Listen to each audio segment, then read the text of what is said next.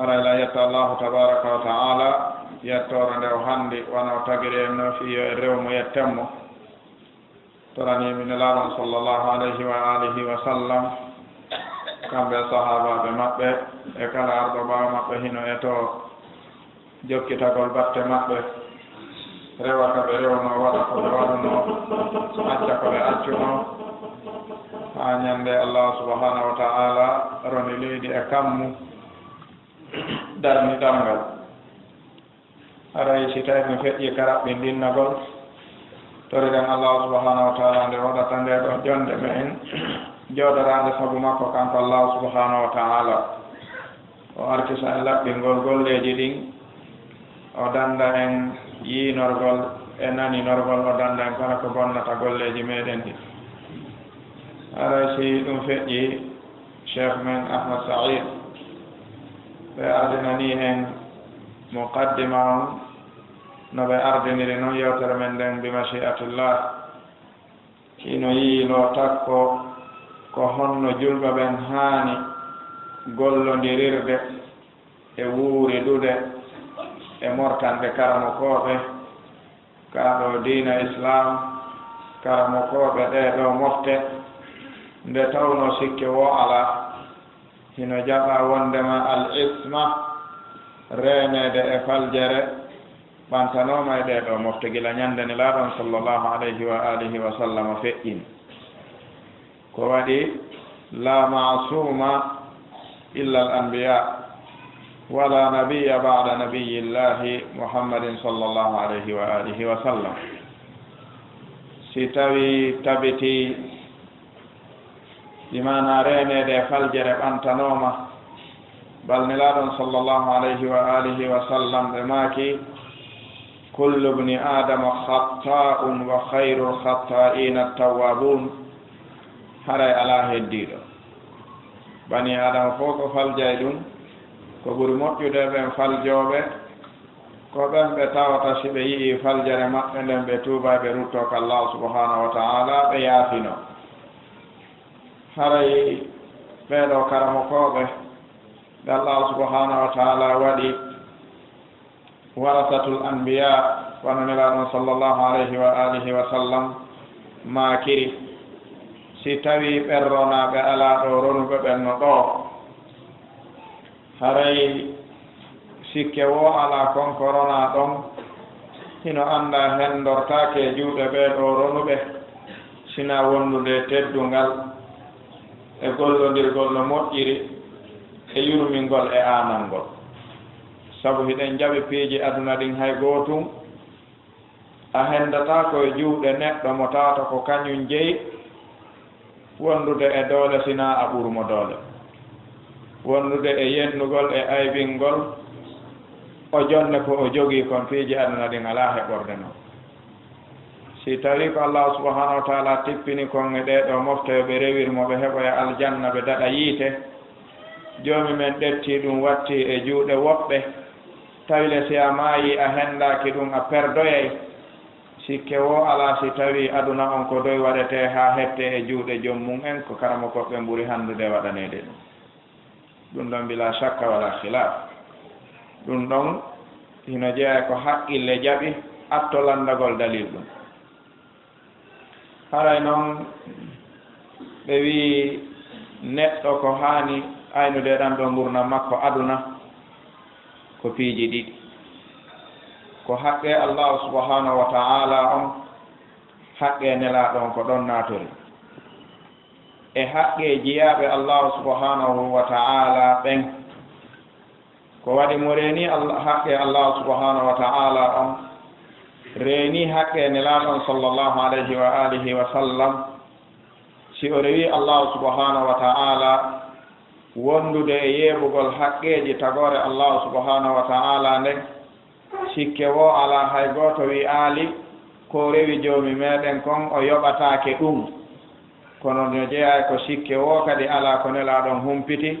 haray ko woni rewde joomi makko o yoɓe kon koko senditone tagore nden kadi ñande darngal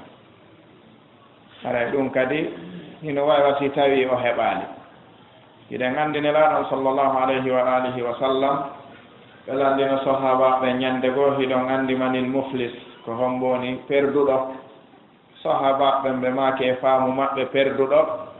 ko on mo tawata ala dirham ala dinar, mo ala mbuuɗu kanŋe o ala mbuuɗu haalis. nelaaɗon ɓe maaki wona on woni perduɗo, ɓe maake ko woni perduɗo ko arduɗo ñande darngal e julde timmude, e zakka timmuɗo, e korka timmuka, e dewal tigiri on sarahatan timmuka handuka e baraji e joddi, o yoɓe haa tawa ɗum ɗon hino yona ko naatira aljanna ɓay koko timmi o ardi e mum. kono tawa hara o yennino kaari, o aybinino kaari, o hibbino ƴiiƴan kaari, o ñawlino ko kaari o yoɓaali, o jattino kaari, o wujjino kaari, o ño'ino kaari, o bonnanino kaari. hara ɗum ɗon waɗaka istihlal, yaafinaka ga yaafondira. nelaaɗon alayhi salatu wassalam ɓe maaki o darne ɗiɗo moƴƴereji makko ɗi o yaadi timmuɗi ɗette senditane ɓeeɗo yimɓe ɓe o bonnuno, mo wujjuno jonnite, mo jattuno jonnite, mo ñoɓuno jonnite, mo ɗaynuno jonnite, mo lorruno hibbi ƴiiƴam mum ma o pii ɗum jonnite. nelaaɗon ɓe maaki alayhi salatu wassalam baraji ɗi o yaadi ɗin sende haa ɗi lanna e juuɗe yimɓe ɓen, tawa ko o yaadi kon e baraji lanni, kono ɓe o jogani palje e lorraji ko waɗaynoɓe kon hiɓe heddi hiɓe dari. nelaaɗon ɓe maaki joomi men wi'a haa jooni habbe on hettay haqqe moɗon o, si tawi o lanniri ko hendo ɗon, onon kadi hiɗon ardi ko rondino ɗon. jooni mi ɗuytay e ɗonngal ngal rondino ɗon ngal, mi wattanamo o rondo ñande darngal jonneje baraji neɗɗo e ittanede bakkatu goɗɗo ronde ko gootum no fota ter. joomin o wi kala yaaɗo ñande darngal no rondi bakkatu, haray ande makko ɓura ittanede on bakkatu. itte e bakkatuji ɓen ɗon ɓe o waɗi yer ko waɗunoɓe kon o ronde. nelaaɗon ɓe maaki alayhi salatu wassalam o mooɓide ɗiɗo bakkatuji ɗi o rondani yimɓe sabu ko o waɗaynoɓe ka gurnan aduna ɗo wondude baraji makko timmuɗi sendaɗi haa lanni. ɓe maaki o wattide e majji summa turiha finnar, ɓaawo ɗum o bugide e majje nder yite jahannam. nelaaɗon ɓe maaki so landama manil muflis, ɓe maaki hada huwa al muflis. a'adana allahu min hada. yo allah subhanahu wa taala dandu en ɗum. ɗum noon daɗugol ɗum hino landi renugol haqqeji yimɓe ɓen umuman, hino jeeya e ko ɓuri waɗɗade renugol haqqeji karamokoɓe ɓen hususan. ko waɗi Izzuddin ibn Abdissalam alayhi rahmatullahi ɓe maaki luhumul ulama'i masmuma, ɓe maaki man shammaha marida wa man akala minha mata wa sunnatullahi ala muntaqisihim ma'luma. ɓe maaki tebbeɗi karamokoɓen ko waɗa ɗum poson, mo ɓanni ka kinal lumnike pooɗi o ñaway, amma kan si o ƴakki o maayay. sunna joomi meɗen on e wirtugol ɓen ɗuytoɓe haqqeji karamokoɓen no anda goto majjaka ɗum. allah subhanahu wa taala dandu en wirtere. haray hino jeeya ko sikke o ala, karamokoɓe tariha hino janto wondema o wiyeteɗo Urwatu bun Zubayr, jeeyaɗo e kibaru tabi'in, o heɓuno nawnare wiyetende da'ul akala, nawnare ñamayde ɓandu tawa ƴakkay. ɗum nangi koyngal makko ngal, lamɗo mo wuruno zamanu muɗum o wi ya Urwa, accu men taƴane ngal koyngal ɓayri ñawdoɓe wi ko ɗum wonata sabu gurdam ɗan kontinde sa acciɗo ñaama e ɓanndu num fof te jama on no mari haaje maɗa accu waɗɗitoɗen ko ɓuri fandude kon taƴen koyngal ngal. Urwa wi awa o jaɓi. hulasa on ɓayna gurdam makko immini en, ɓe waɗanimo ko ɓe waɗata kon, ɓe taƴi koyngal ngal, ɓay ɓe taƴingal o faɗɗa musendi ndin, o waali ko juuti o ɗiwtoyi. ɓaawo nde ɓe waɗi nebbange muɗum ɓe taƴini ƴiiƴan ɗan, ɓayri o fini o inni addanelan koyngal angal ngal taƴuɗon ngal, ɓe addi ngal ɓe jonnimo jogori junngo makko ngo. o inni ama wallahi alladi hamalani alayki fi atamati ala almasajid innahu la yalamu anni ma mashaytu biki ila haramin qattun fima alam. On sa ɗettingal o jonni ɓe wonni waɗo yengal kangal hani wonde o jogingal o wi wallahi mi wondiri allahu subhanahu wa ta'ala waɗuɗoma ley fawi miɗon rondiɗami naɓugol lan ka juulirɗe e niwre jemma subaka e gueɗe ko an mi yarayno mi wondiri joomi an on waɗuɗo ɗum himo seedi himo andi mi meeɗali tippirdema mi yaha ka mettatamo ka o harmini haa ka woni ɗo yer komi andi kon mi andita haray ɗum ɗo ko takrimun ayyama takrim tawgol joomi men nema mo o jonnimo on o wi mi meeɗali andude ka mi yeddiri joomi an oɗo nema yer komi andi kon mi anditali haa ka o nema iwi jooɗi juuɗe an ɗo joomi ngal kesude ɗum jiyaɗo ko nema buy no jeeya e nema ɓurɗo mawnude bani adama nema ɗengal ko ɗum sino filla e Luqman al-Hakim wondema ko maccuɗo wonno pullo makko meeɗi wiwdemo ya Luqman hirsanan dammol o hirsingol o hutti o inni ittanan ɗon tere ɗiɗi ɓurde moƴƴude ɗen e ngol dammol waɗanami ka paani humɗa o taƴi ɗengal ngal e ɓernde nden o waɗi kamiran hum o jonni pullo makko on waɗi e haaju mum acci kadi dumunde haa juuti nodditi Luqman wi Luqman hirsanan dammol miɗo mari haaju e dammol o hirsi o hutti o inni taƴanan ɗon tere ɗiɗi ɓurde bonde ɗen e tere ɗen waɗanami e paani humɗami miɗo mari haaju yiwgol ɗum Luqmanul Hakim taƴi kadi ɓernde nden e ɗengal ngal watti e paani hum jonni pullo mum pullo makko wi ya Luqman ñande goo minni no ya hirsanan dammol suɓanami tere ɗiɗi ɓurde moƴƴude ɗen waɗanami e miran hum ko ɓernde nden e ɗengal ngal waɗannoɗami nden ñande hande kadi mi innima ya suɓanan teral ɓurgal bonde tere ɗen ɓurɗe bonde ɗen e ɓanndu bani adama ma e kulloy koy waɗanami e miran hum hande kadi ko ɓernde nden e ɗengal ngal waɗuɗa ko honno hunde wotere nde wonirta ɓuri moƴƴude ɓuri bonde ya Luqman wi wallahi ɗengal e ɓernde ala ko ɓuri ɗum moƴƴude si tawi ɗum waɗama ka moƴƴi ala kadi ko ɓuri bonde ha hewti ɓernde e ɗengal si ɗum naɓama ka bonnata nelaɗon ɓe maki ala inna fil jasadi mudga ida salahat salaha al jasadu kullu wa ida fasada al jasadu kullu ɓe maki ala wa hiya al qalb hara ɗen toroy allah subhanahu wa taala arki so en renugol ɗe ɓerɗe men e ngal ɗengal me en ko ɗum woni malal men aduna e laaha ɓeɗo karamo koɓe ɓe allah subhanahu wa taala rondi ko nelaɗon addi ɓe tampi ha ɓe ronditi ɗum ɓeno hande teddinede ko molana ko ɗum si tawi ɓe wi inna min al mutaqarrar shar'an anna al ulama gayru ma'sumin bal hum urdatun lil khata wa sahw wal ghaflatu wat taqsir fataqa'u minhum al zallat wal akhta' فعن أنس بن مالك رضي الله عنه قال قال رسول الله صلى الله عليه وآله وسلم كل بني آدم خطاء وخير الخطائين التوابون رواه أحمد والحاكم وصححه الذهبي نلانا صلى الله عليه وآله وسلم بما كان حديث كلا بني آدم كفال جيد كبر مؤجد فالجوبين كتوبوا بأرتبين hino jeeya ko tabiti e sharia ka ɗo diina karamokoɓe ɓen wanaɓe renaɓe kame en ɓayna en shi'a rafida ko shi'a rafida jogii karamokoɓe ɓe faljata enen ahlu sunna wal jamaa en ala karamokojo mo faljata ka on o ala bal karamokoɓɓen ko ɓe weeɓitaniɓe faljugol ko ɓe weeɓitaniɓe yeggitugol ko ɓe weeɓitaniɓe welsindagol wono ɗum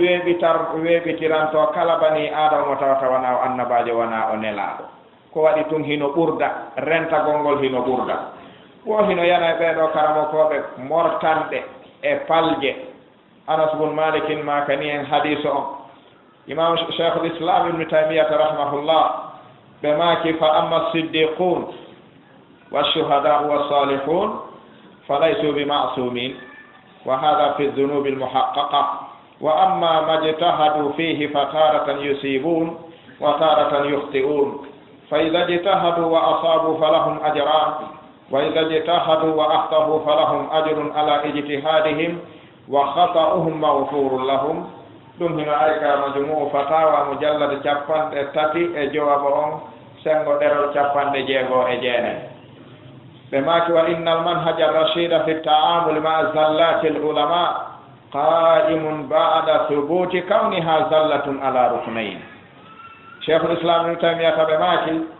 amma ɓe ɓe tawata ko goonguɓe ɓen e yamɓe shahide moƴƴuɓe ɓen e ɗeɗo mofte hino jeeya ko ahlu sunna wal jamaa anndi wondema naa ɓe reenaaɓe faljugol ɓe faljey. ɗum ɗo noon koye bakkatuuji ɗi tawta ɗin ko bakkatuuji mawɗi ɗin tigiri ɓe reenaaka e majji. amma noon si tawi ko bakkatuuji ɗi ɓe yanata e muɗum nokku ka ɓe tinni ɗaɓɓitugol goonga toon hiɓe waawi hawritude wonde ɓe ronka hawritude wonde. kaɓe hawriti toon ɓe yoɓete baraaji ɗiɗi, kaɓe hawritaali toon ɓaawo tinnaare maɓɓe nen hiɓe mari e muɗum baraaji gooto, ɓe alaa perdi e muɗum. alaa ko ɓuri hurɓinaade haa tuma neɗɗo yani e neɗɗo mo joomi men windani baraaji. ɗum no hulɓini. ɓayri ɗen anndi nelaaɗon ɓe maaki si tawii tinnotooɗo tinnike ma ñaawowo tinnike o hawritii e ko tinni kon himo mari baraaji ɗi. si tawii o tinnike ko haanuɗo tinnaade o hawritaali e ko tinnanii kon nelaaɗon ɓe maaki haray himo mari baraaji gooto faljere makko nden ko yaafaande. ene ko honnum aybini mi maana yaafanaaɗo ko falji ko honnum aybini mo tawata joomi men wi'i mi windaniima baraaji e konko tinniɗaa a hawritaali ɗon. ɓayri diina kanko diina makko en alaa lerɗande kaa ɗo diina ɓuri jonka diina. haray ko honnum woni nafoore ɗum ɗon ala. ɓayri ko jon diina kan wi'i si hannduɗo e tinnagol tinnike falji haray mi yaafanima ko falji kon. bal tinnaare makko nden mi yeeɓataande mi windanaymo baraaji gooto ko tawa ka an gaa mi yoɓamo. kon ɗum aybini o haala su'al. balɓe maaki laawol feewugol ngol ka gollondirgol e palje ɗeeɗo karamo kooɓe wonaa gollondirgol e karamo koɓɓe, wonaa karamo koɓɓe wonde wolde fii mum, ko honno gollondirirten e palje maɓɓe ɗen. sabu farqun kabir bayna al qawli wal qa'il wa bayna al fi'li wal fa'il inda ahli sunna wal jamaa. hiɓe sendi moƴƴa hakkunde konngol e wowluɗo e hakkunde gollal e golluɗo. wooɓe maaki konngol feewugol ngol ka gollondirgol e palje karamo koɓɓen ɗum hino dari e dow tugaale ɗiɗi. kala hawrituɗo ɗe haray o ɓuttini, kala faayuɗo ɗe o soññoto haa ñannde joomumen hollimo ɗe. ko waɗi faame moƴƴa wonaa kala faalaaɗo goonga woni hawrutude ɗum. abdoullahi ibn mas'udin o wi'anno jooɗinooɓe ka juulirde nelaaɗo nde ɓe feƴƴini ɓe nokki kaaƴe ɓe hibbi hiɓe waɗa sowru moolanaandu gooto e maɓɓe no wiya kabbirullah ɓenno allahu akbar o puusa wonde o enna hallilu wiye la ilaha illallah o puusa wonde o enna istahfirullah ɓenno astahfirullah o puusa wonde hay e gooto suusata wiide allahu akbar ko bakkatu no boni. hay gooto suusata wiide la ilaha illallah wowlataake ɗum ko biɗama no boni. bal afdalu qawlin qila fi dunia ka hay gooto suusata wiide astahfirullah ɗum wowlataake. abdoullahi ibn mas'udin ari tawi ɓe hino waɗira ni o wi wallahi onon ko piiji ɗiɗi goɗɗum e mum. on wi'ay lan hiɗon ɓuri nelaaɗo e sahabaɓe mum ɓen peewal ma ɗum on addi ko lumdi ko nelaaɗo e sahabaɓe ɓen adduno kon. ɓen ya aba abdirrahman menen men faamake ko komin woni wadde ɗo illa al khayr. ya aba abdirrahman ma aradna fihi illa al khayr. abdoullah ibn mas'udin wi ɗum no annda kono noon fa kam min muridin lil khayri lam yusibuhu. no foti faalaaɗo waɗugol goonga e moƴƴere hara hawrindinaka e nden moƴƴere njelo ɗum woni hombo anndi no ɗum foti. nasalullah an yuwaffiqana ila ma yuhibbuhu wa yarda. ko waɗi wonaa faalaaɓe hawritude ɓen fof woni hawritude. woɓɓe a taway ɗum tawa si tawii joom men feerayno ɗe ɓerɗe holla yimɓe ɓen ko woni nder gaa a taway o kaw ugginiiɗo alaa ko woni ɗaɓɓude ɗo illa ridallahi azza wa jalla. kono ndaara haqiqatul amre ka woni ɗon alaa ko woni e muɗum illa ma yusqitullah azza wa jalla tawa irada on e waaqi on baynahuma baynun shashi'un kama bayna almashriqi walmaghrib hara no woɗɗondiri boyi hara suusta wiide oɗo wona moƴƴere faala hara la suusata wiide o koye moƴƴere woni ɗum no woodi ka idan ɓe maaki ko ɗeɗo toɓɓe ɗiɗi aynete watten haqqil hiten toɓɓere aranere nden woni al awwal adamu itimadi tilka zalla wal akhdi biha li annaha ja'at ala khilafi sharia gollondirgol e palje karamo koɓɓe sino mahi e dow piiji ɗiɗi toɓɓere aranere nde julɗo jonna e faljere karamo kojo ko wata karamo kojon heɓu teddungal e yiɗede ka ɓernde maɗa ha anda o falji ɗetta fi ko kanko wowli taw on heɓoy dow leydi ndi hutta awwal wata yiɗu karamo kojo wata nanan karamo kojo wata weltoran karamo kojo tawtugol mo e faljere nde o falji a andi o falju fii ko kanko on karamo kojo alaka dow leydi marɗo on daraja ka on no woodi o ala ɗum ɗo woni hutta arano mo jogoto ɗen hutta ɗimmo woni wa ala hada yuhmal annahyu lwaride an ittiba'i l ulama'i fi zallatihim wata en jokku karamo koɓɓen e mortanɗe maɓɓe ɗen ذلك أن العلماء بمثابة الأدلة على حكم الله وشرعه كما كوبن كو تندينو به هولا اللاوي فإن خالفوا لم يكن لهم فيما خالفوا فيه اعتبار siɓe tindini haa ɓe faayi e ko ɓe tindinta kon haray ɓe jokkataake e ko ɓe tindini kon si tawi hawritaani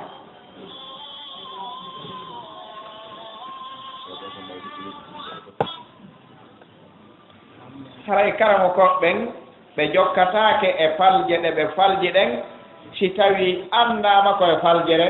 ɓe woni e muɗum ɗum woni toɓɓere aranere nden woni arruknu sani al adlu fi lhukmi ala sahibiha fala yunsabu ila taqsir wala yushannau alayhi min ajliha wala turaddu baqiyatu aqwalihi wa ara'ihi wa fatawihi bisababiha ɗum ɗo woni tugalal ɗimmal ngal sen heɓi tugalal aranal ngal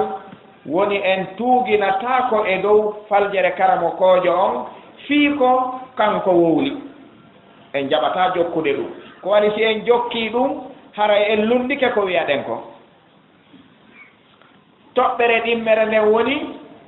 ko al adlu fi lhukmi ala sahibi zalla neɗɗon o wona numɗowo ka ñaawugol oɗo karamo kojo mortiɗo falji ko honno woni nunɗal ngal awwalan fala yunsabu ila taqsir karamo kojo mortiɗo on o falji on haqqe makko arano e dow yimɓe ɓen ko angal faamugol o tewi pas o bonni ɗum ɗum bakatake makko o tewi sina hara wiye kanko o tewi ɗum woni hutto arano wigol on o tewi pas kanko waɗi ɗum ɗum bakatake karamo kojo ko waɗi en halda e makko en halda e joomi men o faljata kono nen ɗen haldi e joomi men haldorɗen e makko si o faljita en jokkumo e faljere nden ka kiɗen haldi kadi e joomi meɗen haldorɗen e makko si tawi o falji wata en aybinirmo faljere nden sina ɗum en heddortamo aybinaka ka konmo heddorten hare en heddata hare gooto wala yushannau alayhi kadi min ajliha kaanintake e dow makko sabu nden faljere ɗon o wowlatake ko kaani o wowlatake ko doginta yimɓe ɓen e makko sabu nden mortande nde o waɗi ɗon ɗum ko haqqe makko a ɗimmo noon haqqe makko tammo on wala turaddu baqiyatu aqwalihi wa ara'ihi bimana konguɗi makko heddiɗi ɗi tawata ɗin wona ɗi zalla na ɗi mortere na ɗi faljere e pehe makko ɗe o mari istinbatatuji ɗi o waɗi ka diina ɗi tawata ɗi lundaki qur'ana e sunna ɗi lundaki ko selli ɗin ɗon ɗi rukkirtake ɗi ronke gollitirede sabu faljere makko nden ɗa ko nde mawni woono madama ɗum ɗon ko sawab ɗum ɗon ruttatake sabu hataw si tawi ngal damal ɗunditama en heddoranta hay goto kadi mo joganto ɗen ko waɗi qallamalla zallata lahu no fanɗimo ala faljere bal si en darti en tawa ɓe inni li kulli jawadin kabwa wa li kulli alimin zalla. ɗum ɗo ko qaida ahlu sunna wal jamaa. neɗɗo kala dogowo ko aƴƴi wo ko aƴƴi ñande goo taway tun ko ma o gumdama o ñeega o wata dogude ha o maayo. li kulli jawadin kabwa. ko wara noon kadi karamo kojo ko o wakkili wo ko o wakkili fa inna li kulli alimin zalla. idan walaw radadna kulla alimin bi zallatihi wajaba alayna arradda ala kulli ulama. ko adi laysa hunaka alimun illa walahu zalla. idan konnguɗi makko ɗi tawata ɗin faljere ala e majji bimana pehe makko e famanduji makko madama ko karamo kojo hanuɗo faamude ko o faami tawi faljere ala e mum kon koyo heddore nafitorede hawkatake sabu faljere nde ɗum ɗon waɗatake. ɗum ɗo hino jeeya e haqqe ɗimmo mo hanɗen jogorande ɓeɗo karamokoɓe fiwata en falju. ko waɗi si tawi a hawkiɗo konngol karamokojo mo fof andi ko karamokojo sabu faljere makko nde o jogii no gasale a wawata wonde a janngaali no gasa ko ma yaha janngoya e juuɗe karamokojo mo faamuɗa an tun ko karamokojo mo hay gooto e aduna on jaɓa ko karamokojo hara himo jogii falje ɓuri ɗe hawkirɗa oɗaɗen no gasara annda. ɓayri falje ɗen ko ɗuytorto e yimɓe ɓen ko andugol ngol e huɗugol joomi meɗen ka ko ɗe ɓeydorto e yimɓe ɓen ko majjeede nden e majjeede joomi meɗen. si tawi a hawti karamokojo tuuɗo sabu faljere makko a hawti moƴƴere makko fof sabu faljere makko a hawti defte makko fof sabu faljere makko tawale a wawata wonde a janngaali no gasara e jooɗoɗa e ɓurɗoma faljere jannga e juuɗe makko. haray aynan najaa haray ko doguɗa kon ko honto daɗuɗa ɗum haray no wawi wa daɗugol ndondi dogugol ndondi wulndi debbo e ƴulɓe ka ɗum te'a ɗon ko nafsu sey. kono imamu Shawkani rahimahullah ɓe makino ka deftere maɓɓe Saydul Khatir ɓe waɗi yewtere ha ɓe gayni ɓe maki ya Shawkani laqad nadayta hayyan laqad asma'aka law nadayta hayyan ɓe maki walakin la hayata liman tunadi walaw naran nafakta biha adaat walakinnaka tanfuku fi ramadi. ɓe maki ya Shawkani siko wuuruɓe wonɗa wolande ɓe faami ɓe nani kono noon a innay koko maayi wonɗa wolande ko waɗi gila jooɗiɗaɗa wowlude siko yiite wonnoɗa huɓɓude hanno nge huɓɓi hara ko ɗum wonnoɗa wuttude hanno nge huɓɓi kono gila jooɗiɗa ɗo ko ndondi wonɗa wuttude wuttugol ɓeydata ndondi si wona sakagol ka mo wutti ndoni ko ɗum o faala koyndi mooɓo yo Allah subhanahu wa taala dandu en ɗum. bal imam ibnu al-qayyim al-jawzi rahimahullahu ɓe maki ka ilamu muwaqqi'in an rabbil alamin ka mujallada tammo ɓe maki man lahu ilmun bish-shar'i wal-waqi' ya'lamu qata'an anna ar-rajula al-jalil alladhi lahu fi al-islam qadamun salihun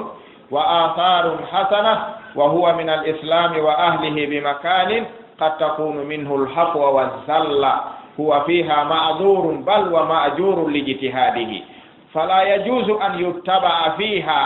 ولا يجوز أن تهدر مكانته ومزلته ومنزلته في قلوب المسلمين. إمام ابن القيم بماكي كلا كرم كوجو متاوتا هنو ماري تبري تيدو نكا إسلام متاوتا هنو أندرا درغل نودانغول دينا هراي هنو جيا كو أندا كو شيكي wo ala gorko moƴƴuɗo andira ɗo daranagol islam e noddangol qur'ana e sunna on ɗon hino mari batte molanaɗo e islam e yimɓe islam oɗo si tawi yalti iwri e makko mortande e faljande nde tawata himo mari nganto e muɗum himo jaɓana bal himo mari baraji e muɗum sabu ko o tinni kon imam ibnul qayyim ɓe maki dagatako jokkugol mo ñentinamo e faljere makko nden ko wano noon kadi dagatako liɓugol teddungal makko ngal tippina mansila makko on ka ɓerɗe julɓe ɓen holla ɓe wondema oɗo hari himo tinni joni o falji hari ko nafitorteɗo gila ka o falji ɗo no harmi nafitorgol mo tagoto nafitor o kala waɗɗo ɗu'um haray hino landi o adda ko homboni karamo ko makko e ɗum e yawtuɓe ɓen e landaki wuruɓe ɓen piiji ɗin si yani ko honto ɗi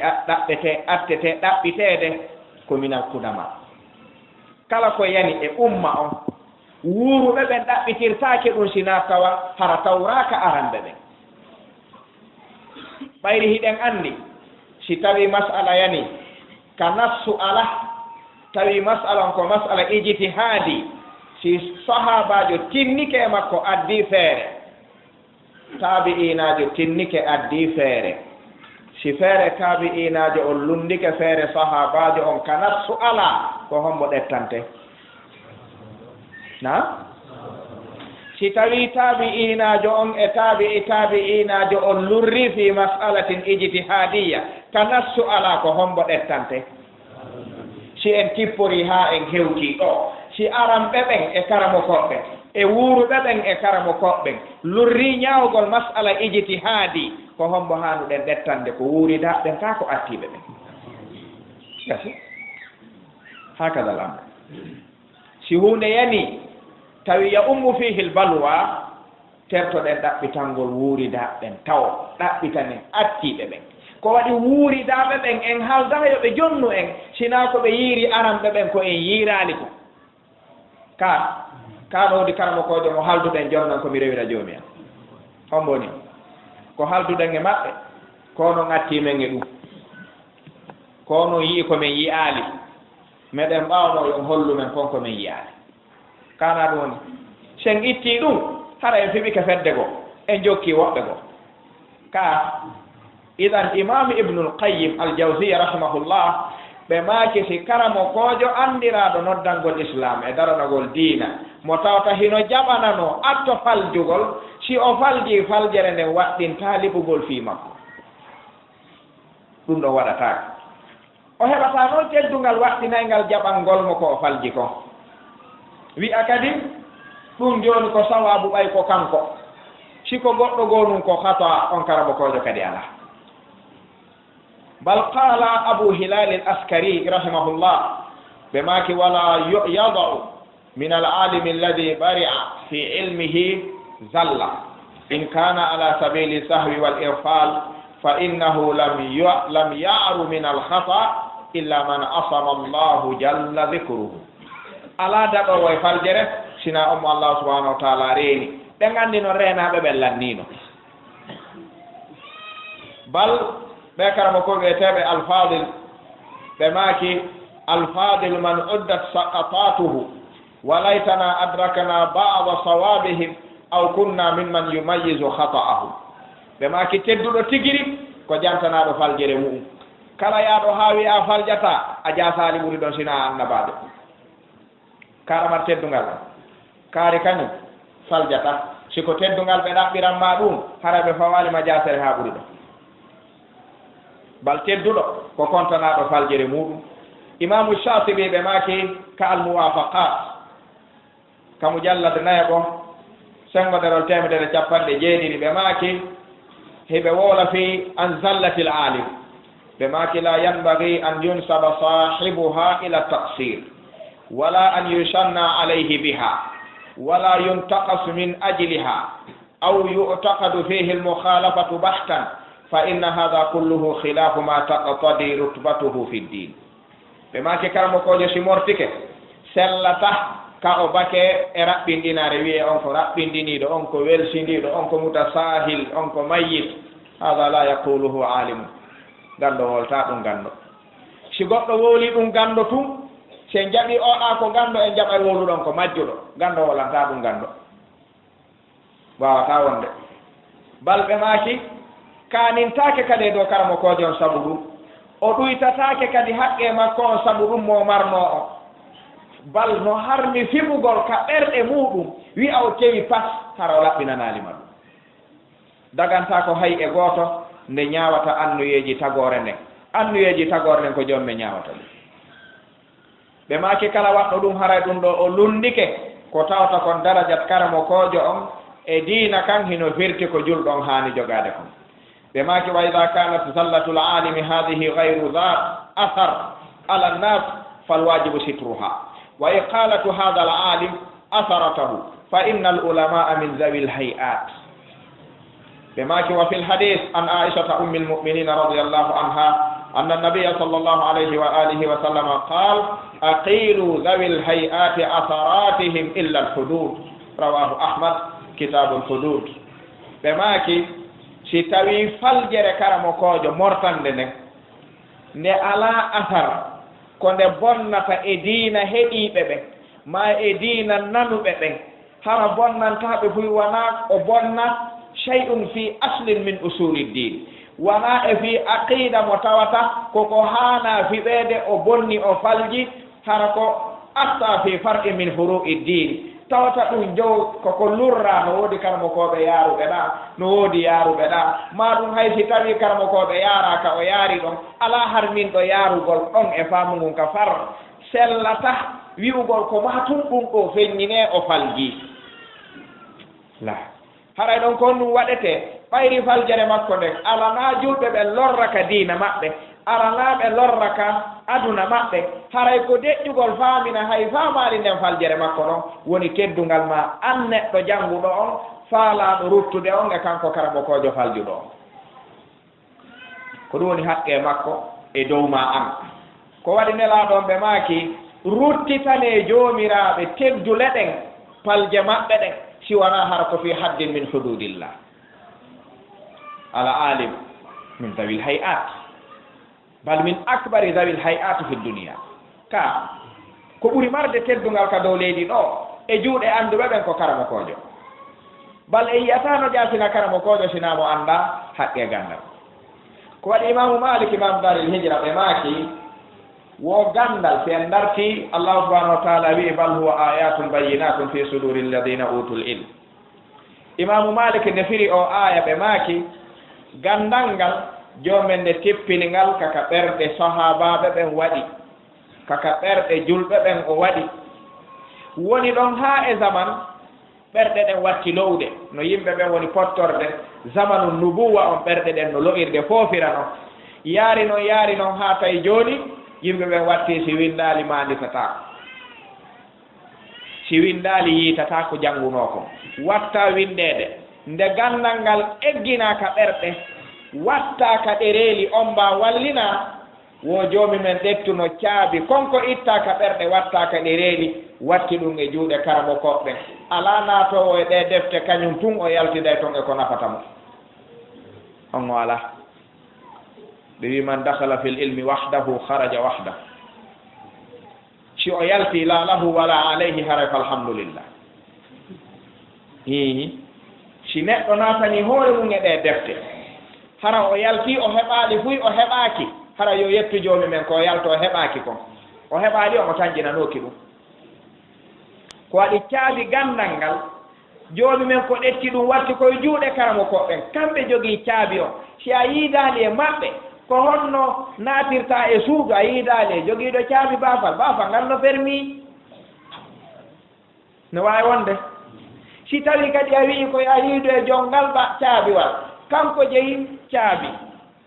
kanko fermi baafal tawa ko ya fortu e o yennamo haa ɓernde ma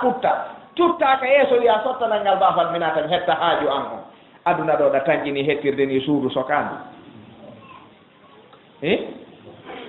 o weye ɗum wawata wonde sa hendoto ɗo kone juuɗe goɗɗo koya melɗumo jeeƴa takkoɗa wacca haa si etoɗa wawde noon ko hombo woni yaltude e torotoɓe ɓen fof wiya o kelanɗo 1000 francs ɗon faala hara o yennaali o taw wattu ɗon fof ala jam o kelanɗo 1000 francs ko haadi mo ko hombo woni tororde ni goɗɗo no wadde ɗum ko argol wacca ɓe ha si ariɗa torki alajje 1000 francs farangine 1000 francs ɓe yaltiniɗi ɓenni waɗa no ndiyan ka sataldeɗa adda addoyeyɗan ka addoyta na a wi aɗa jewo kelanɗo 1000 francs ɓe jonnima semmil ɓenni sooda no inɗa boisson hum ɓe hoɓɓe ɗo a taƴita e laawol ngol soodoya ara ka a soodoyta ko fi honno jaɓanɗa nelal ɓe ko ɓayri hiɓe jogii haaju ma mo marɗa haaju e mu'u kono ɗoftortaɓe fi 1000 francs yawoɗa karamo kojo jogiiɗo caabi gandal a wiiɗa faala gandal konto haqqille jaɓata ni si tawi haqqil golli ɓayri haqqil fulɓe fof taɓe wi'i koko muuɗire ko duufa wona ko duufe muuɗe ka si neɗɗo ɗettiɗo funge ma kaña no yimɓe ɓe wolirta ɓe jilɓe o ɗetti o faalama ñaamude o ɗettiɗo haa kolli ɗin heewi o ɓantike o udditi kine ɗen o faalama naadirde ɗon sonsonno ɗon ɓattiɗo mo jogotomo taw maayu ka wiya feeti ɗum naa ɗo waɗirte haqqille maɗen koko ñaamira ɗum ka hunnduko ɗum waɗɗe doy kadi ɓunnina waɗa doyta konno sa naadiri ka hunnduko a waɗali doy a sondoto maaya kaka kinal naadirta ndikka on ka maayde la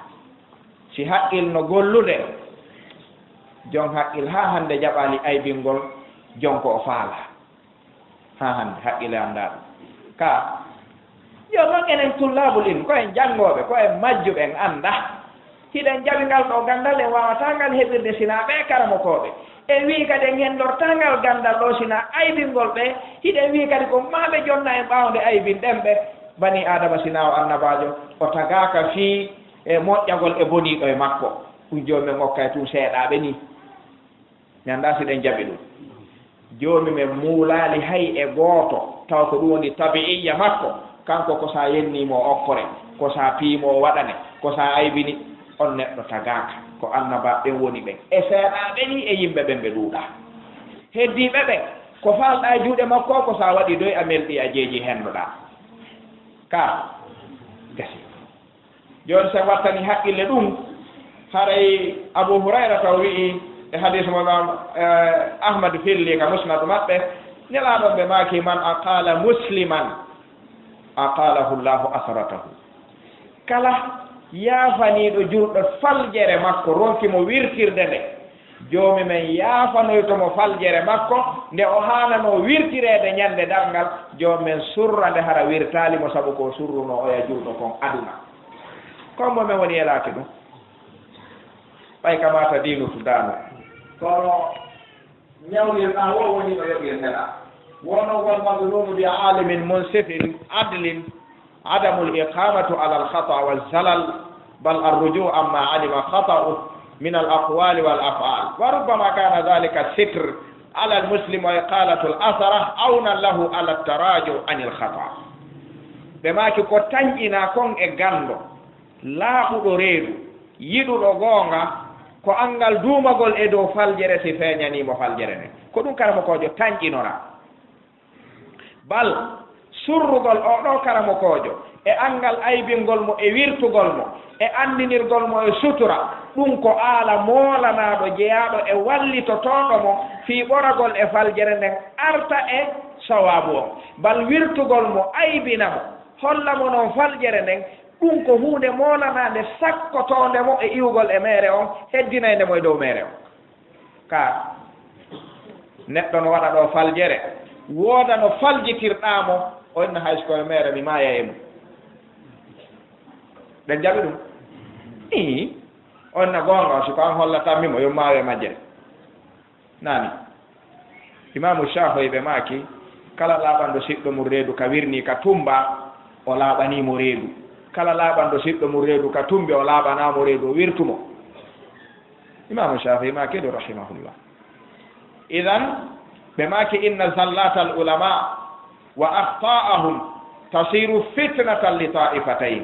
nuridu an natanabbaha li hada ɓe yiɗi yen hokku haqqil ɗum ɗo ko waɗi Allah subhanahu wa ta'ala o wi wattaqu fitnatan la tusibanna alladhina zalamu minkum khassa fitna si ari wata on sikkude ko men min ɓamo ɓen tun woni ko hawrata e muɗum o huuɓita e ɓe o feƴƴita ɓe o huuɓita mo annda fe fitna on ɓe wi karamo kojo tedduɗo si mortike falji yimɓe ɗiɗo heɓa e fitna e maɓɓe attiɓe heɓude fitna e karamo koɓe umma on ko ɗiɗo arɗo ɓawoɗo won koymo ndaarude ɓe o tawta ko tato woni toon ko arrafida wal khawarij wa ahlu sunna wal jamaa arrawafida ɓe ari ɓe ɗetti Ali ibn Abi Talibin ɓe waɗi mo masuman kanko e ɓiɓɓe makko ɓen fof faljata li annahu alim kana ɗum ɓe wi heddiɓe ɓen fof ko faljiɓe ko heferaɓe yaltuɓe islam ka hawariji ari lundiɓe few wi karamo kojo si falji o yalta e dina fiw ɓeno woɗɗodiri ka ɓeeɗa wi karamo kojo ko falji o ɓal tan bako e karamo kojo faljere humma sumun ɓe faljata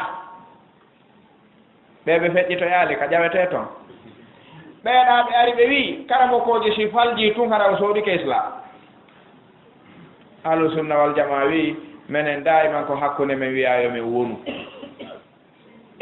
onon kon ummatan wasatan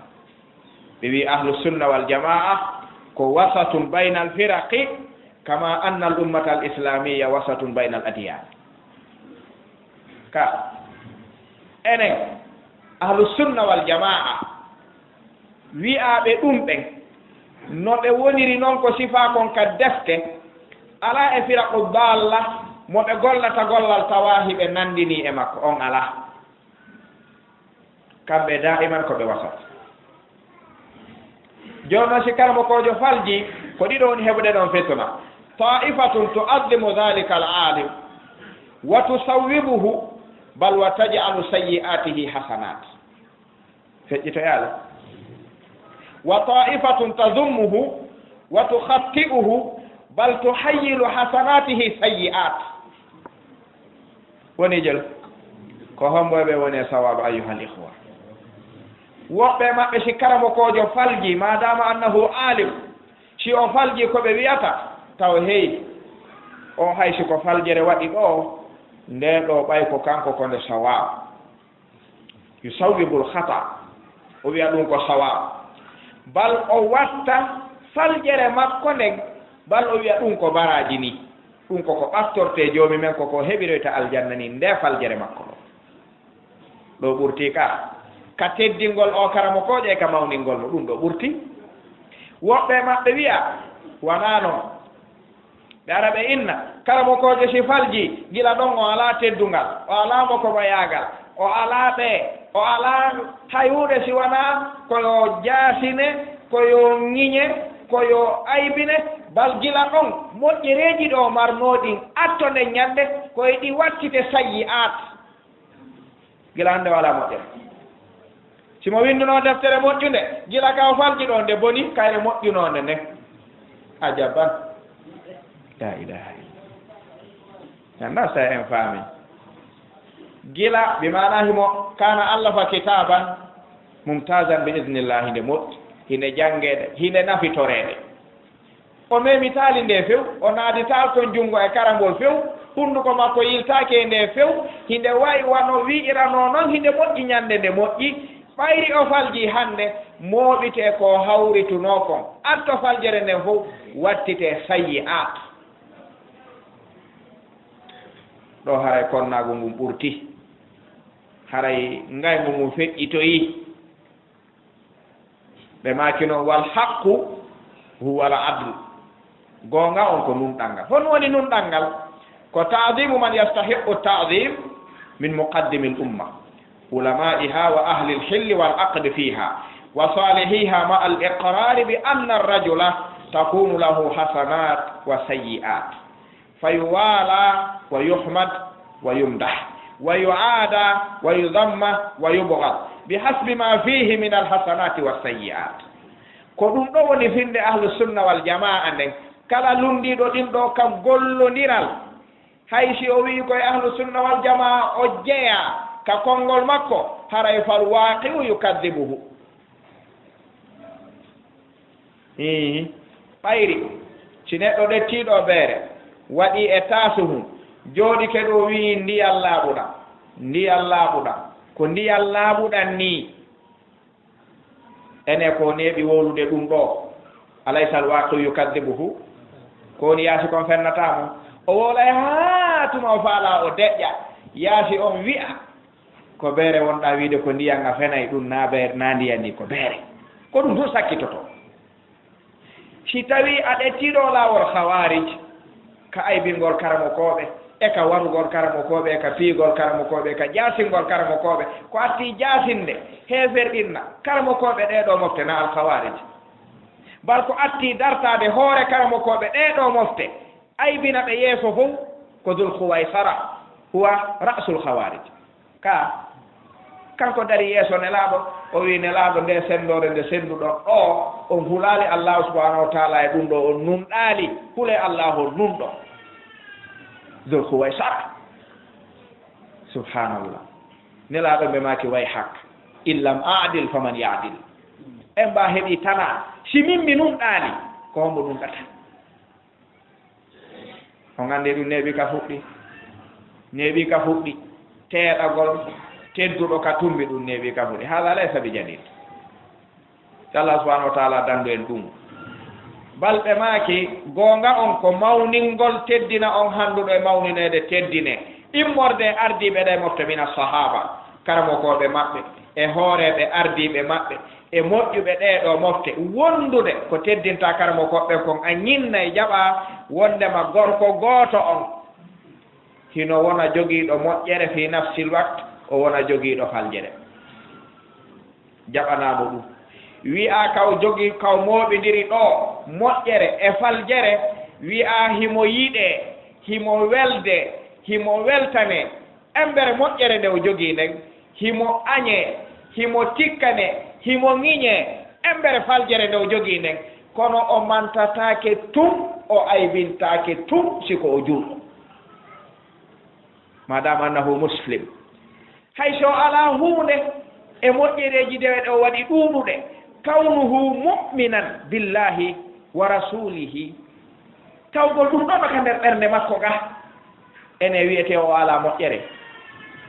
waɗen misal hiɗa nganndi no woduno gorko gooto e zaman nelaaɗo wiyeteeɗo himar kana yusamma himaran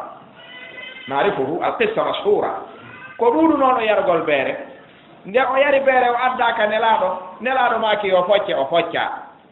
o accita o nanngitoya neɓaale o adda himo yari beere nelaaɗo ɓe maaki focceemo o focca o additoya tan mum neɓaali himo yari beere nelaaɗo ɓe maaki focceemo o focca haa gasi tun goɗɗo e sahabaɓe sorti paɗal tappimo wi la'anakallah actara ma tuɓta huna lil hadd allahum huɗima e mbano ɗuuɗi ko yiɗɗa addede ɗo fi piyeede an nelaaɗo on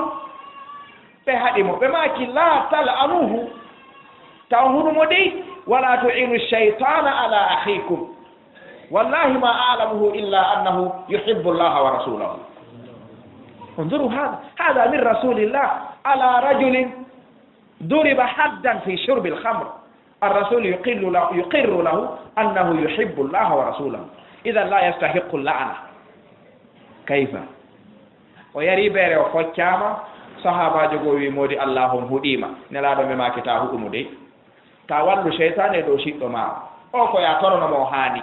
يو اللهم نيونا مو أتشا دون كنكني وانو ووداني wona ya wallitomo haa o tawta e cheytane wonɗo mo naɓude e ɗum on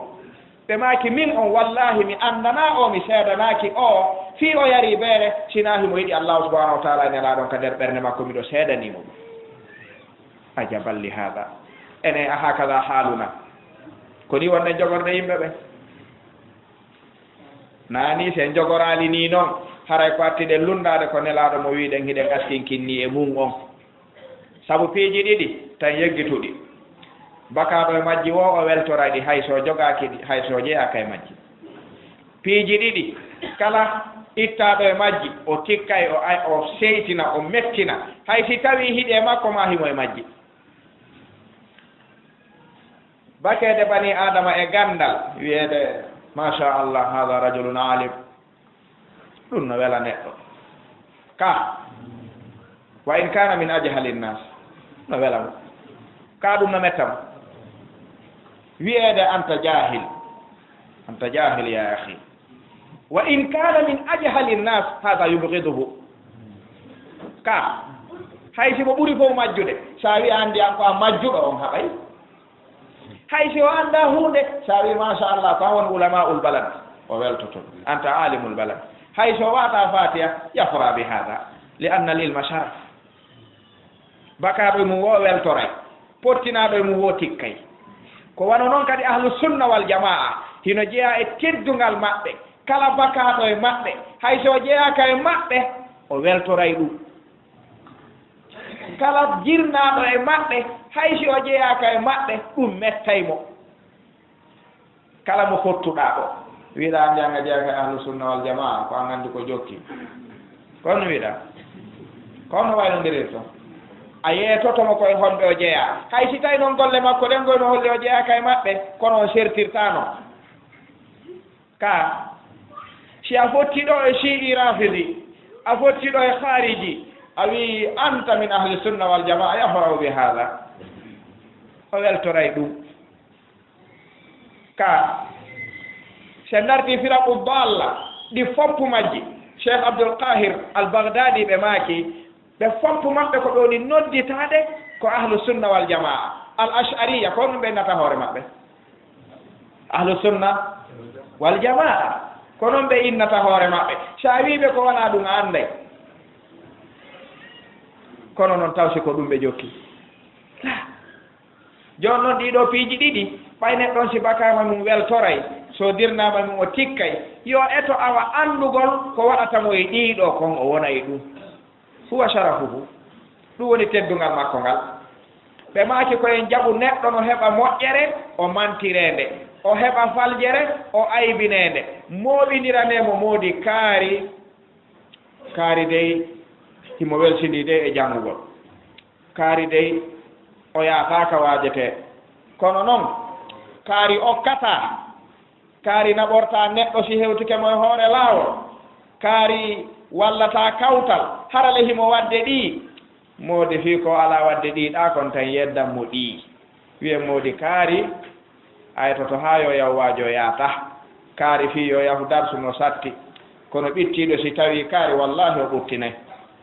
ko ma jaɓanamo ɗiɗi ɗi ka ɗiɗa monta e ɗum ɗo joni noon ko mooɓinirgol ɗiɗo wonande bani adama ɓuri sattande en enen si tawi ɗi sattana en karamokojo hay e gooto ala faljo o faljere hara ko jeyaɗo e ahlu sunna wal jamaa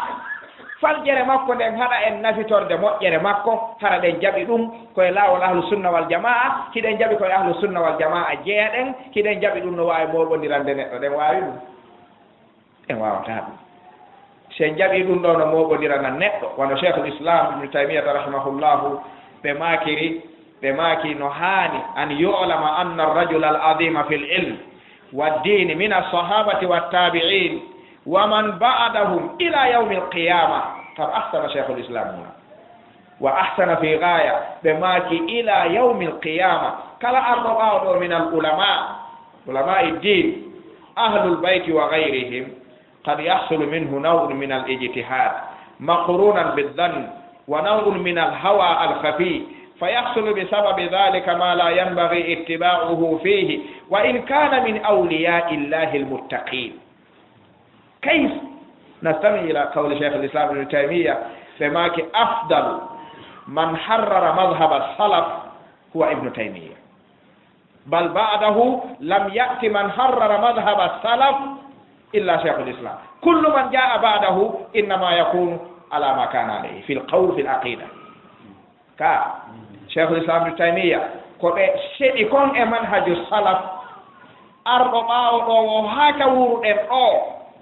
hiɗen anndi karamo kojo yitanɗo cheikhul islam ibnu taymiya ka ahlu sunna wal jamaa ga falgere ko ɓe waɗi tahriru manhaja salafu kon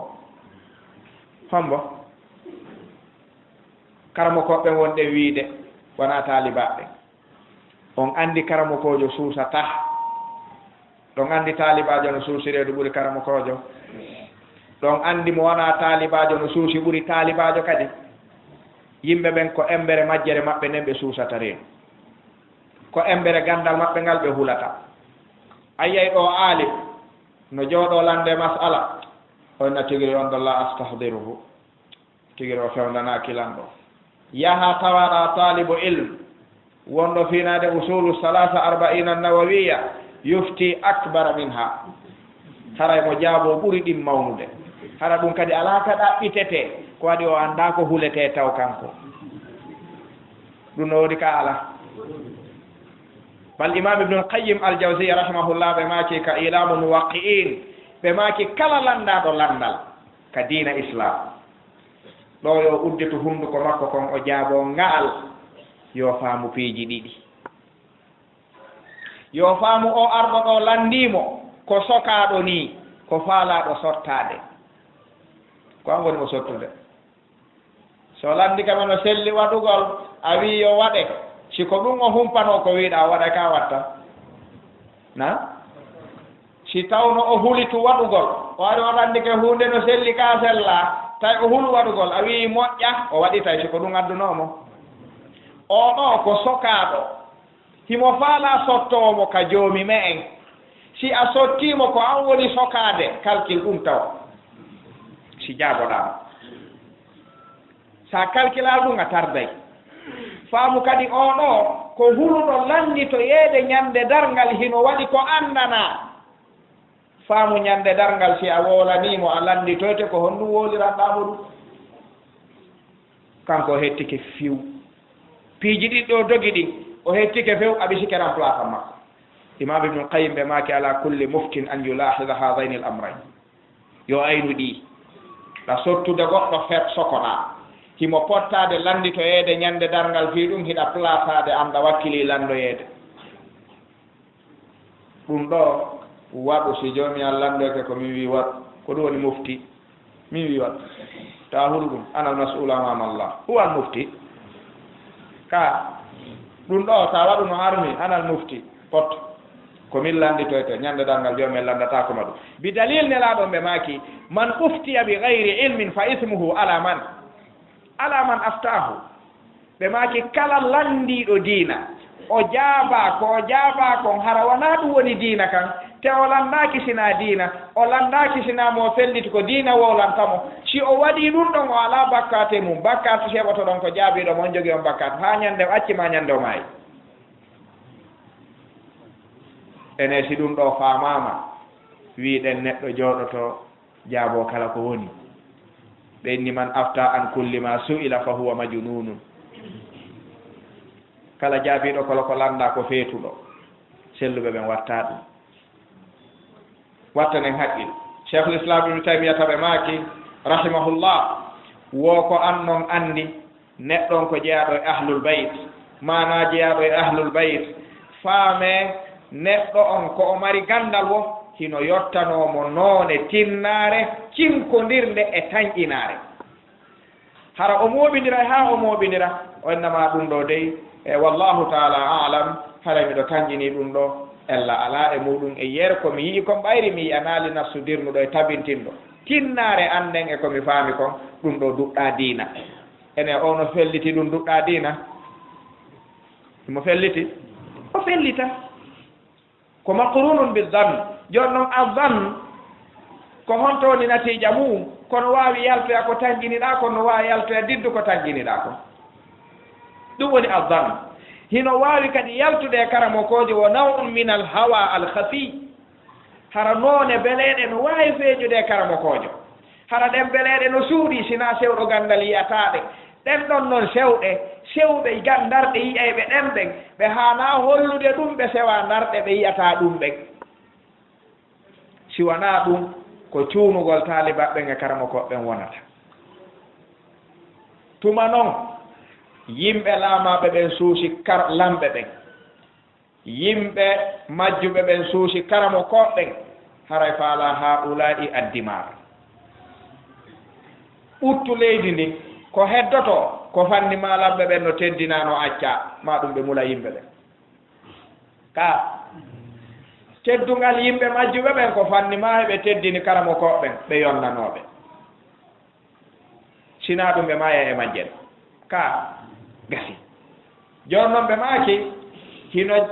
jeeya e ko yottoto e ɓeɗo karamokoɓe ɗum ko tawata hanaka o jokke e muɗum si tawi o jokkaka e muɗum hollata faljere makko nde o hanaka jokkede e muɗum ɗen o jeeyaka e waliyaɓe allahu subhanahu wa taala faljere makko nden yaltintamo min kawnihi waliyan min awliya illah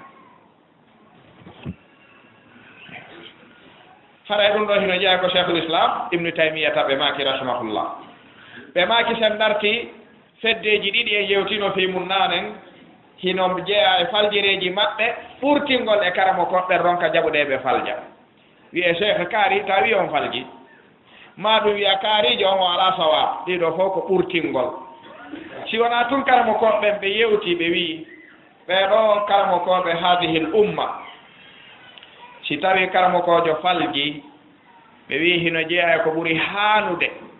faljitude karamo kojo hani faljitude karamo kojo si tawi taalibajo yii faljere karamo kojo taalibajo hana teeɗade karamo kojo faljitugol mo yo ndaaru karamo kojo o feññinana on faljere o karamo kojo no gasa ko raɓɓidugol gandal taalibajo on hollimo ko faljere ni so weɓitani ɗum karamo kojo on hollamo ko ɗum woni sawabu ko an jogii faljere nden hino faljere ma nden hara hewto yakay o to no waɗa ka waɗata no waɗa ko ɗum sa yi ay boyi hino faama ko faljere wiya aray cheikh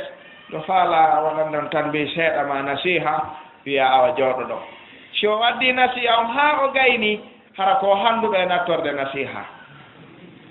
kanko tigiri hara ko laaɓani haa o gayna wiya a jaɓi laaɓal reedungal kono laaɓal ma reedungal e makko wonani haa sakkitoron wiide so tawi komo joomumen yurma wiyogol jasakumllahu hayran alhamdulillah banni mi laaɓanno reedu mi faamirano ni andi si o arano harayno ko on wonayno na ɗum ɓuri moƴƴude e makko ɓayri neɗɗo aro laaɓugo reedu ko yiɗi ko jaɓanede ko mboyɗi laaɓugo reedu rutte hay gooto haray hino jeeya ko karamo koɓɓen wallini no karamo koɓɓen laaɓirante reedu toɓɓe joyi ɗen woni ɗe fermirten toɓɓere aranere nden ko an yakuna hadafuhu al islah koye taw neɗɗo faljitowo karamo kojo faljuɗo faalunde makko nen ko moƴƴingol wona aybingol laaɓanteɗo ɓay joomumen o wi annabi Shuaybu wiwno in uridu illa al islaha ma statat yo taw ko ɗum woni hadafu ma e laaɓangol o karamo kojo go'o ɗin mum ɗum wa an yantabia hadha al maqsad ala tasarrufatihi wa a'malihi fala yakhruju zawat wala yaftari alayhim wala yajrahu zawat wala yaftari alayhim koyo taw koko wi ko moƴƴingol mi faala gollal makko ngal hollay o ko moƴƴingol faala ko andirte neɗɗo laaɓowo reedu ko moƴƴingol faala o aybinta o ƴiññinamo laaɓanta reedu o fenata kadi fenade o baka e dow makko ko o wowla himo faala moƴƴinde alkadabu muslih la feno wona moƴƴinowo tammum ɗum ala anna nasiha an yabta'ida amma yuthiru fil mansuhi al inada aw at-tamadi ala al batil neɗɗo laaɓowo reedu o rento kala ko wonata sabu oɗo mo mi laaɓanta reedu duumo tabita e oɗo mere hara ko min woni sabu o sali iwde ɗum no wawi wonde no wolirantamo no wowlanamo ha gayna hara si a wowlananomo no gasa o accay o iwayno e mum ñande ko wowlanɗamo kon hara ko ɗum heddintamo e mum fanni ma kadi ko wawɗo wa ma ari wowlanimo o wattida o haray ɗo laaɓal ma reedungal ala ko nafi wowa an yakuna latifan fi nusihi faqad kana sayyidul mursalin alayhi salatu wassalam yuwajjihu wa yansah fa yaqulu ma balu aqwamin nelaɗo no laaɓanayno yimɓe reedu si ɓe falji faljere nde tawata naaɓeɓe cukke maɓeɓe aybine ɓe maka kon ɗum heeɓi yimɓe hiɓe wiya hunde kaari kon ɗum heeɓi yimɓe heɓe waɗa hunde kaari kon ɗum hande laaɗo wola inde ɓen haade ɓe anndaɓe koɓe faalano koye gollal ngal acce koye konngol ngol acce wona wirtugol wowluɗo o hino jeeya e muɗum albu'du an tasyidi l akhta aw l ilzami bi lawasimi l aqwal aw muhawalatu layyi النصوص والنقول لتكون وسائل إدانة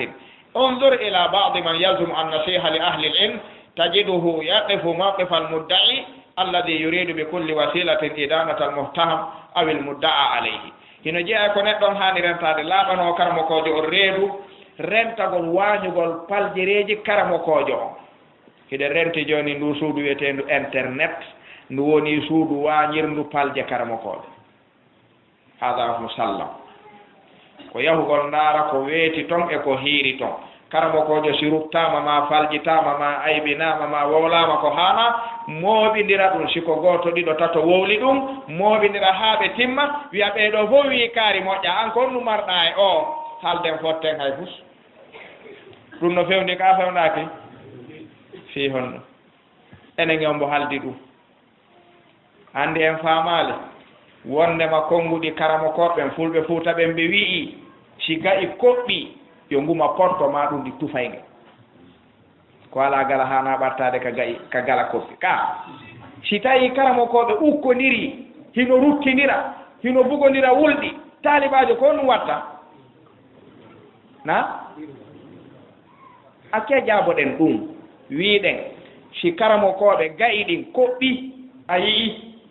wulɗi no buge hino ruttindire imma talifan wa imma risalatan wa imma kalaman ɗa renti ɗum hiɗa anndi gandal ma ngal ko honto fewndi fama mawqifuka anta talibul ilme hakkunde ɓeeɗo na acce jaaboɗen ɗum siɗen anndi kon ɗum hanɗa an wadde na ko ya tawtu jiwnga ka ko ya tawtu walla ka ko ya yennu fewnditiiɗo hawran ma wo ka ko ya yennu wowluɗo wo ka ko ya pottoto heɗoɗa an on watta ene ko ɓeeɗo falji kon si an a wowlaali ɗum a naataali e ɗum si a maayi ñannde darngal joomen naadiroyto yiite fii ɗum na hiɗa felliti si a jumpi e ɗum hiɗa daɗoya yiite imamul boukhari rahimahullahu ɓe maaki bakkatuji ɗi joomi men jogitoroyto tagorne fof ñande darngal bakkatu momi tañƴini on joomi an darnoytalan landitolan fii mu'um ko bakkatu ñoore mi annditamo mi ñoye gurnangal imamul boukhari ɓe maaki on ɗon bakkatu miɗo tañƴini joomi an darnoytalan landitolan ko honɗum wi'anɗa kaari hunde kaari on ɗon bakkatu mi tañƴini joomi an landoyta ko lanɗum ko waɗi mi annditamo mi ñoyi e ko mi anndite gurnangal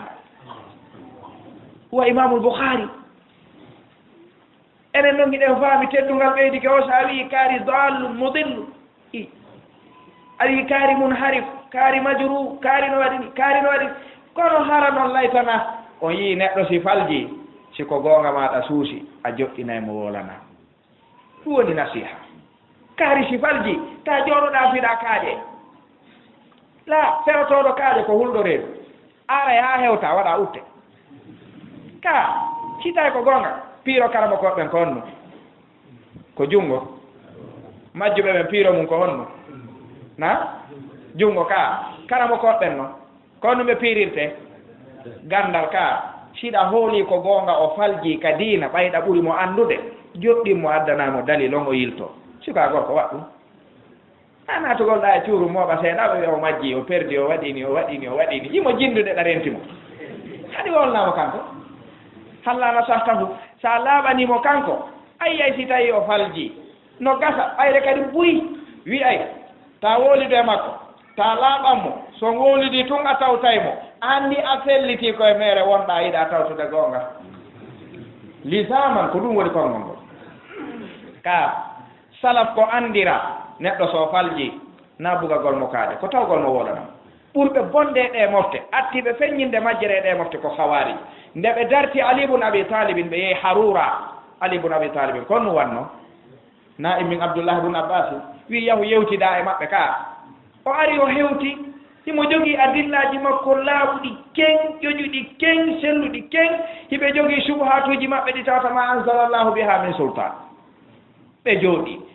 abdoullah ibn abbasin wi mino jeeya komi anndire hawarij wondema ɓeyɗa ɓornagol ko laaɓi hentagol labagol ɓeyɗa ɗum ɓe wi ɗum ko hobbu duniya o ɓorni haa o laaɓi o haɓɓi metelol o waɗi o urni haa o moƴƴi o ƴawi ka puccu labangu o hokkiti argol ɓe haynimo tun ɓe lurri fii makko hulasa on ɓay o hewti o tippike ko ɓe attimo wiide ɓenni yabna abbas hada min hubbi duniya hada min alamati hubbi duniya yabna abbas ɗum ɗo ko yiɗugol aduna ni ndaari no wowɗa honto dalil maɓɓe on ɗum abdoullah ibne abbas no wi qul man harrama zinata allahi allati akhraja li ibadihi wa tayyibati min arrisque man a antum ɓe wi la na menen harminta ɗum ko joomen landi ko on mbo harminanta jiyaɓe ɓen komi tippinani ɓe kon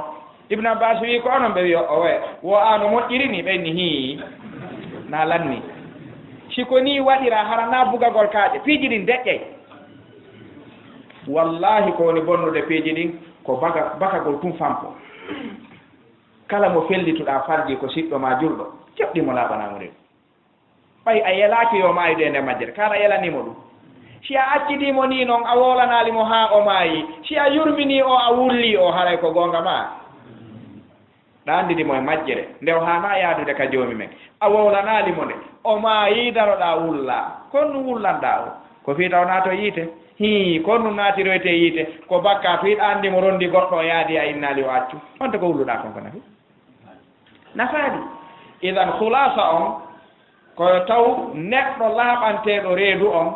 ma laaɓowo reedu on koye taw himo jogii ɗiɗo sifaji sa feññini needi e teddungal kala mo faalɗa wolande o jaɓay hay nelaɗo laaɓanama reedu jaɓi ɓe fokkitiiji haadi ɓe ɗetti feere ɓe maaki caangol ngol yo wonu gaɗa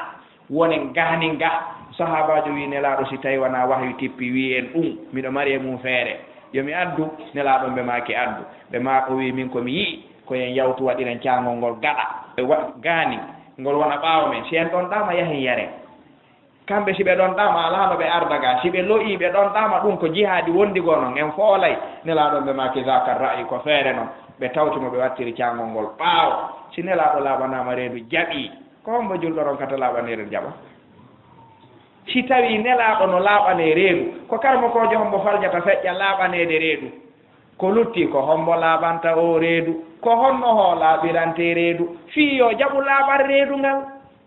ko ɗum ɗo tun joni heddi si tawi woodi ko faamine muɗum faminallahi taala wahda si tawi woodi ko tawata faljere ari e muɗum ka din allah subhanahu wa taala faminni wa min alcheitan wallahu wa rasuluhu minhu bara subhanaka allahumma wa bihamdika ashhadu an la ilaha illa anta astaghfiruka wa atubu ilayk wassalamu aleykum wa rahmatullahi wa barakatuh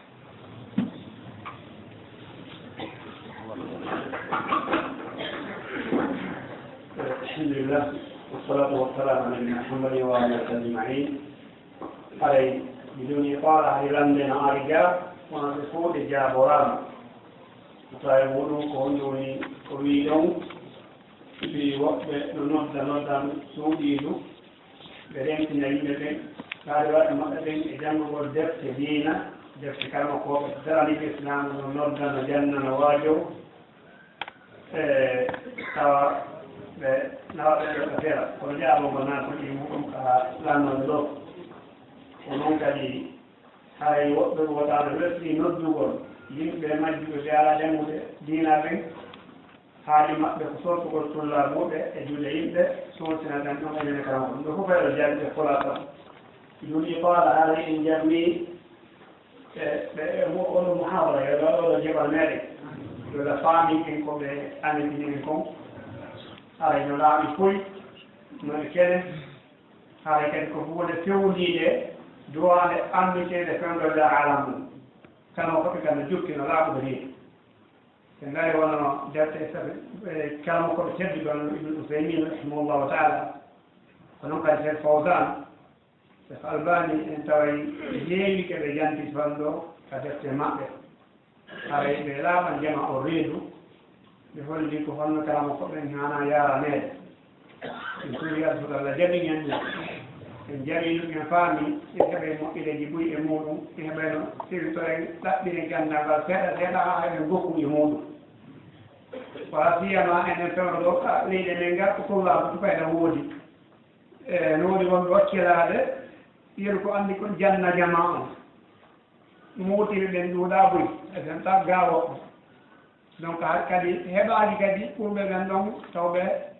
no ardata no abdude nenndiraaɓudi ɓuri ko ɓeejogii ko donc ɗum waɗi ɗen tori ɓe jama on wakka yiɗi nana yewtere nden faamane faamum haani ɗo faameede hay kadi no haandi no ɓe maakel ni tawi goɗɗo no wiya goɗɗo no faldi foti ko wonɗo ka leydi men ɗo ma konɗo ko yatti yo taw hata mo e janngude deftere mo e janngude ko winndi ma senndirde mate mo anndi kono tawi goɗɗo darto jindawe goɗɗo falji tawa o annda kayda waɗa jango e deftere fayi ɗum ko arayno hawni moƴƴe ko wona seeɗa